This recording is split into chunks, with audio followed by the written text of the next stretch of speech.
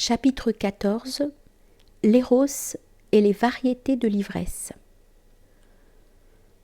Il reste à considérer la théorie de l'amour que Platon expose par l'intermédiaire de Diotime. Mais il sera tout d'abord nécessaire d'évoquer ce que dit Platon sur la forme supérieure de l'éros comme état, donc envisagé simplement en tant que contenu de la conscience. Personnifié, Éros est appelé dans le banquet un puissant démon, intermédiaire entre la nature divine et la nature mortelle. Il comble l'espace qui les sépare l'une de l'autre. Il est longuement question dans le Phèdre de la... c'est un mot grec. Il n'est pas facile de traduire ce terme, la version littérale « manie », faisant aujourd'hui penser à quelque chose de négatif et de déséquilibré, de même que le terme « fureur », cher aux humanistes de la Renaissance, les fureurs héroïques chez Giordano Bruno. On pourrait parler d'un état de transport, d'enthousiasme divin, d'exaltation ou d'ivresse lucide, ce qui nous renvoie très exactement à ce que nous avons déjà dit au sujet de la matière première de tout état érotique. Platon souligne ici un point essentiel en distinguant deux formes de délire. L'un causé par des maladies humaines, l'autre par une impulsion divine qui nous jette hors de nos habitudes régulières. Le second délire, dit Platon, est bien loin de nous faire peur. On peut en tirer de grands bénéfices. Et se référant précisément à l'éros, il ajoute, ouvrez les guillemets, de notre côté, nous avons au contraire à démontrer que c'est pour notre plus grande félicité que cette espèce de délire nous a été donnée. Fermez les guillemets. Ce qui importe le plus ici, c'est que l'éros, comme délire, est inséré dans un contexte plus vaste, qui en fait bien ressortir la possible dimension métaphysique. En effet, Platon distingue 4 genres de délires positifs, non pathologiques, non infrahumains, les rapportant respectivement à 4 divinités. Le délire de l'amour, lié à Aphrodite et à Éros, le délire prophétique d'Apollon, le délire des initiés de Dionysos, le délire poétique des muses. Marcille Ficin dira que ce sont ces espèces de fureurs que Dieu nous inspire en élevant l'homme au-dessus de l'homme, et qui en Dieu le convertissent. Si l'on met de côté le délire poétique, qui ne put avoir un caractère non profane qu'en d'autres temps, lorsque l'art n'était pas une affaire subjective, lorsque le poète était aussi un voyant et la poésie un Carmen, le fond commun de ces formes demeure. Un état d'ivresse propre à provoquer une autotranscendance et les variantes d'une expérience suprasensible. Chez l'amant donc, non moins que chez l'initié dionysiaque, chez celui dont la vision dépasse la limite du temps et chez le sujet de l'expérience magique. Il est seulement singulier que ni Platon ni ses commentateurs n'aient mentionné une autre variété du même genre d'ivresse lucide et anagogique, c'est-à-dire tirant vers le haut. La variété héroïque qu'on pourrait placer sous le signe de Mars. Cela est singulier dans la mesure où l'Antiquité envisagea des cas où l'expérience héroïque elle aussi peut offrir des possibilités initiatiques. On pourrait enfin rappeler le type d'ivresse sacrée propre aux corybantes et aux courettes, avec leurs techniques spécifiques non sans rapport avec la danse. Les références sont de toute façon précises.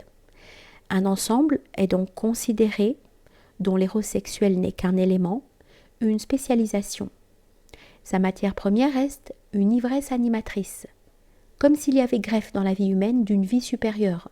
Dans la formulation mythologique, ce serait la prise de possession, fécondatrice et intégratrice d'un être humain par un dieu ou démon, et libératrice qui, dès lors qu'elle obéirait exclusivement à sa métaphysique définie par le mythe de l'androgyne, aurait comme possibilité suprême c'est un mot grec, comme dit précisément Platon. Donc, un équivalent de l'initiation au mystère.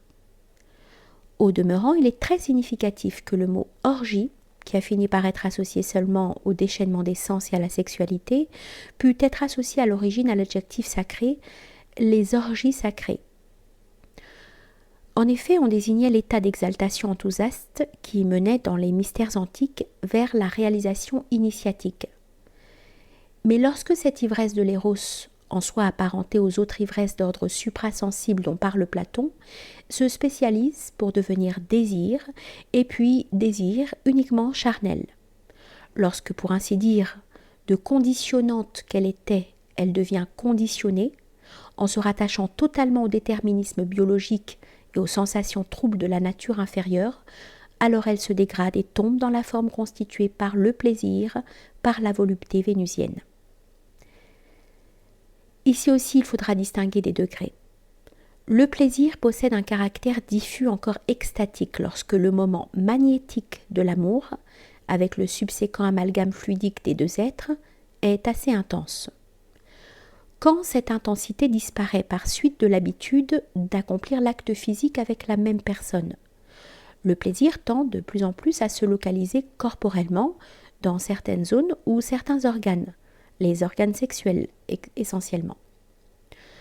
L'homme est notoirement plus prédisposé que la femme à cette involution supplémentaire.